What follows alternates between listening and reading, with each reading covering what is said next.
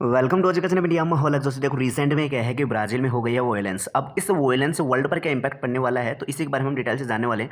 और देखो यहाँ पर जैसे वोयलेंस हुई तो वर्ल्ड के टॉप लीडर जो मेजर कंट्रीज हैं उनके लीडर, या आप बोल सकते हो कि जो वर्ल्ड की टॉप या मेजर जो डेमोक्रेसी है उनके लीडर्स ने यहाँ पर ट्वीट करके यहाँ पर चिंता भी जाहिर की कि जो ब्राजील में हो रहा है ये गलत है। यहाँ पर जो डेमोक्रेसी का पालन लोगों को करना चाहिए और शांतिपूर्ण जो भी है इनका निपटारा कर लेना चाहिए। तो हमारे नरेंद्र मोदी ने यहाँ पर ट्वीट किया था, एमएल मैक्रो ने ट्वीट किया, प्रेसिडेंट बाइडेन ने ट्वीट किया था और जस्टिन ट्रूडो ने यहाँ पर ट्वीट करके यही कहा कि ब्राज़ील के लोगों को समझना चाहिए और जो भी है राइट से दंगे हैं यहाँ पर नहीं करने चाहिए, पीसफुली जो भी है इनका मैटर रिजोल्व कर लेना चाहिए।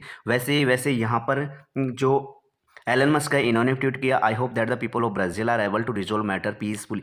मैं क्या आशा करता हूँ कि जो ब्राज़ील के लोग हैं ये आसानी से शांतिपूर्ण क्या कर लेंगे, अपना मैटर रिजोल्व कर लेंगे। देखो हुआ क्या है यहाँ पर, उससे पहले आपको ये जानना है कि ये ब्राज़ील है कहाँ पर पड़ता है। अगर आपको पता नहीं है तो ये दक्षिण अमेरिका का एक मेजर कंट्री है और यहाँ पर है ना इसकी कैपिटल है ब्राज़ीलिया और करीब 22 करोड़ के लोग आसपास यहाँ पर पॉपुलेशन है। और यहाँ पर 1.89 ट्रिलियन की इनकी क्या है इकोनॉमी है, ब्रिक्स कंट्रीज़ का ये सदस्य है। देखो ब्राज़ील अपने आप में एक मेजर कंट्री है और इंडिया के जो एरिया है ना इससे कई गुना ये बड़ा है। तो दक्षिण अमेरिका में एक मेजर कंट्री मान के चल सकते हो आप किसको, ब्राज़ील को। तो देखो इसमें अगर इस प्रकार की वोयलेंस होती है, अब ये वोयलेंस किसके लिए थी, ये डेमोक्रेसी से रिलेटेड वोयलेंस है। तो अगर इस प्रकार की वोयलेंस होती है ना तो वर्ल्ड पर यहाँ पर एक ज़रूर इम्पैक्ट पड़ने वाला है इस चीज़ का। अब हुआ क्या था यहाँ पर, क्यों वोयलेंस हो गई इसके बारे में डिटेल से जाने। तो हुआ क्या था कि यहाँ पर एक्स प्रेसिडेंट है कौन, बोल्सोनारो, ये इलेक्शन में यहाँ पर हार गए। जैसे यहाँ पर 2022 में इलेक्शन हुए थे, यहाँ पर दो कैंडिडेट थे, एक था बोल्सोनारो, दूसरे थे यहाँ पर लूला डी सिल्वा। अब दोनों के बीच यहाँ पर जब इलेक्शन में हुआ क्या कि एक माइनर डिफरेंस था दोनों के बीच में और यहाँ पर इलेक्शन हार गए थे बोल्सोनारो, क्योंकि यहाँ पर जो लूला डी सिल्वा थे इनको 50.90% वोट मिले थे और वहीं पर किसको, यहाँ पर बोल्सोनारो को 49.10% यहाँ पर वोट मिले और ये हार गए।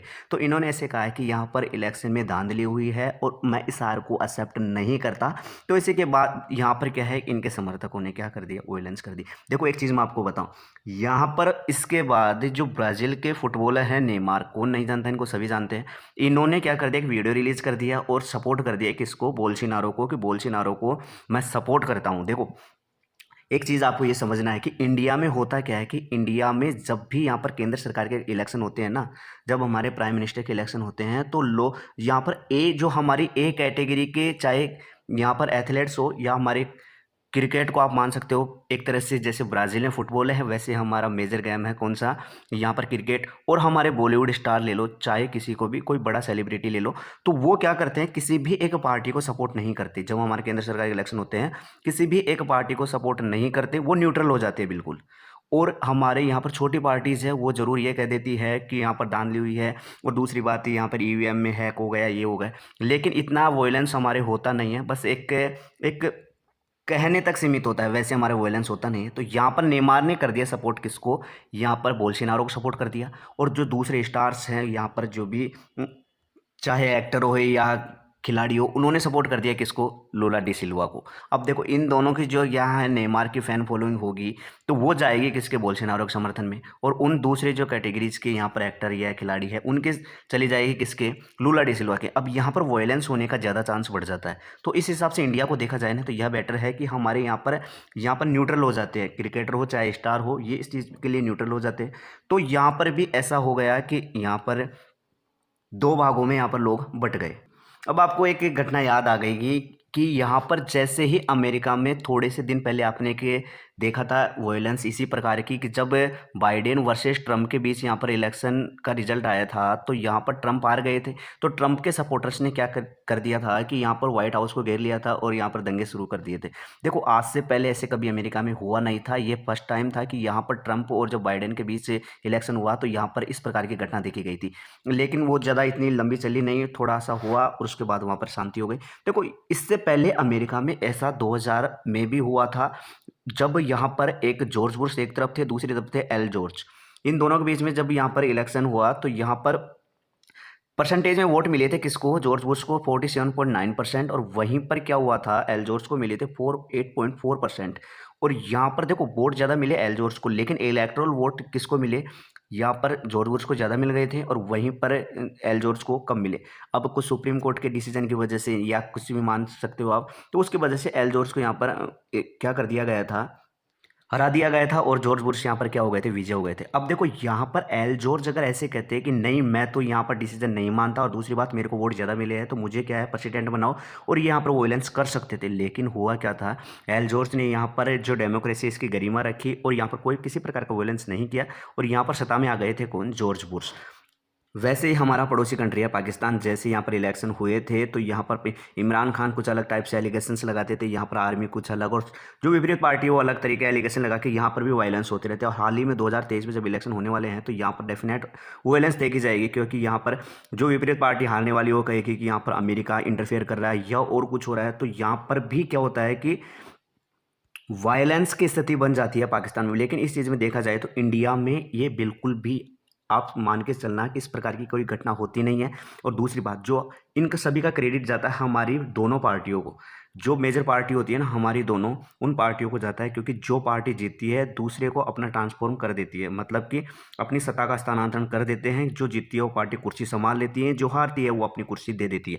देखो बिल्कुल यहाँ पर बिना वायलेंस के हमारा पूरा ट्रांसफॉर्मेशन यहाँ पर हो जाता है। अब देखो यहाँ पर एक आप बराक ओबामा का यहाँ का कोड देख सकते हो कि the peaceful transaction of power is one of the hallmarks of democracy. अगर शांतिपूर्ण अगर क्या कर दिया जाए, ट्रांसफ़र कर दिया जाए पावर को, कि अगर जो हारने वाली पार्टी है वो शांतिपूर्वक क्या कर दे, जीतने वाली पार्टी को यहाँ पर अपनी कुर्सी दे दे कि हाँ हम हार स्वीकार करते हैं और आप अब सत्ता संभालिए।